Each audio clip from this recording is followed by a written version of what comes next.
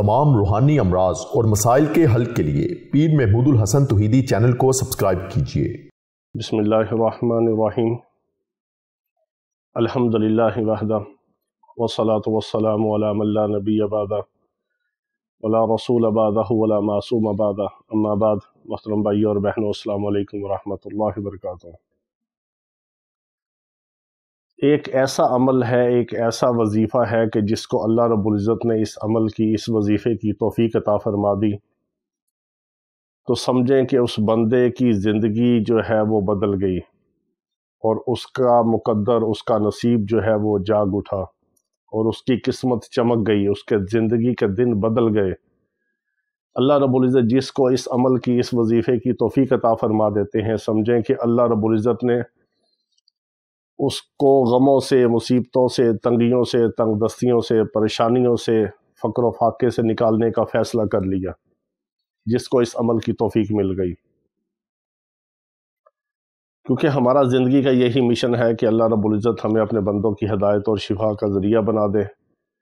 हम और आप मिल के अपने रब को दुनिया के अंदर राज़ी करें कि जब हमारा दुनिया से जाने का वक्त आए तो हमारा रब हमसे राज़ी हो और हम अपने रब से राज़ी हो। हज़रत हसन बसरी रहमुल्लाह के पास कुछ लोग आए।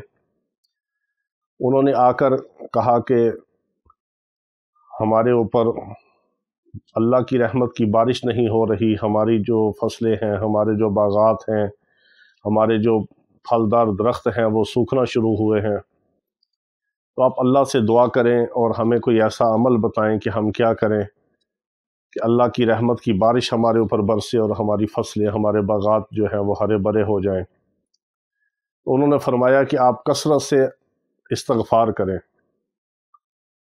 वो लोग चले गए। कुछ और लोग आए, किसी ने आके कहा कि मेरा बेटा पैदा हो जाए, मेरी औलाद हो जाए। उन्होंने उनको भी कहा कि आप इस्तग़फ़ार पढ़ें।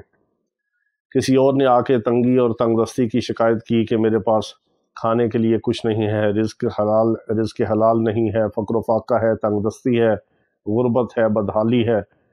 उन्होंने उनको भी फरमाया कि तुम भी जाके कसरत से अल्लाह के सामने आहोज़ारी करो, गिड़गड़ाओ, अपने गुनाहों की मग़फ़िरत और बख्शिश मांगो और इस्तग़फ़ार पढ़ो।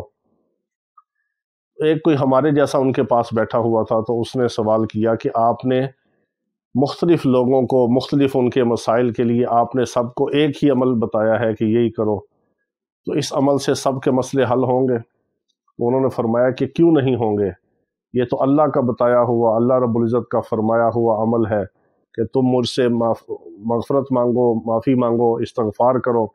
उसके बदले सूरह नूह के अंदर जो आता है, फ़कुल तुस्तग़फ़िरू रब्बकुम इन्नहु काना गफ़्फ़ारा युरसिलिस समा अलैकुम मिदरारा व युमदिदकुम बिअमवालिन व बनीन व यजअल लकुम जन्नातिन व यजअल लकुम अनहारा मा लकुम ला तर्जून लिल्लाहि वक़ारा। ये अल्लाह रब्बुल इज़्ज़त ने हज़रत नूह अलैहिस्सलाम की कौम के हवाले से ये आता है कि हज़रत नूह अलैहिस्सलाम ने भी अपनी कौम को कहा और सूरह नूह के अंदर पूरा इसका ज़िक्र है कि अल्लाह रब्बुल इज़्ज़त ने फरमाया कि तुम मुझसे मग़फ़िरत मांगो और कसरत से इस्तग़फ़ार करो, उसके बदले में युरसिलिस समा अलैकुम मिदरारा, मैं आसमान से तुम्हारे ऊपर रहमत की बारिश बरसाऊँगा, व युमदिदकुम बिअमवालिन व बनीन, और तुम्हें माल भी दूँगा और बेटे भी दूँगा। यहाँ पर अल्लाह रब्बुल इज़्ज़त ने माल के साथ बेटों का जिक्र किया है क्योंकि इंसान माल का भी हरीस है और बेटों का भी हरीस है। बेटियों को नहीं चाहता बल्कि बेटे पैदा होने पर खुशी का इजहार करता है और बेटों को चाहता है। तो यहाँ पर अल्लाह रब्बुल इज़्ज़त ने इस्तग़फ़ार के बदले में आसमान से बारिश बरसाने का वादा किया, माल देने का, बेटे देने का वादा किया। वयजअल लकुम जन्नातिन वयजअल लकुम अनहारा, जन्नत और नहरें देने का वादा किया। यानी इस्तग़फ़ार के बदले में अल्लाह रब्बुल इज़्ज़त दुनिया की नेमतें भी अता फरमाता है, माल भी देता है, बेटे भी देता है, जन्नत भी देता है, नहरें भी देता है। दुनिया और आखिरत की सारी नेमतें, सारी खुशियाँ, सारी बरकतें, सारी खैरें, सारे ख़जाने अल्लाह रब्बुल इज़्ज़त ने इस्तग़फ़ार के बदले में अता फरमाने का वादा किया है। तो हमें चाहिए कि हम कसरत से इस्तग़फ़ार करें। जब किसी इंसान का उरूज शुरू होता है, ये बात गौर से सुनें कि जब किसी इंसान का उरूज शुरू होता है और उसका ज़वाल ख़त्म होना होता है तो अल्लाह ताला उसको कसरत से इस्तग़फ़ार की तौफ़ीक अता फरमा देते हैं। तो आपसे गुजारिश है कि कम अज़ कम एक तो चलते फिरते बाज़ हज़रात हैं, अल्लाह पाक जिनको तौफ़ीक दे दे वो सैकड़ों हज़ारों में रोज़ाना इस्तग़फ़ार करते हैं।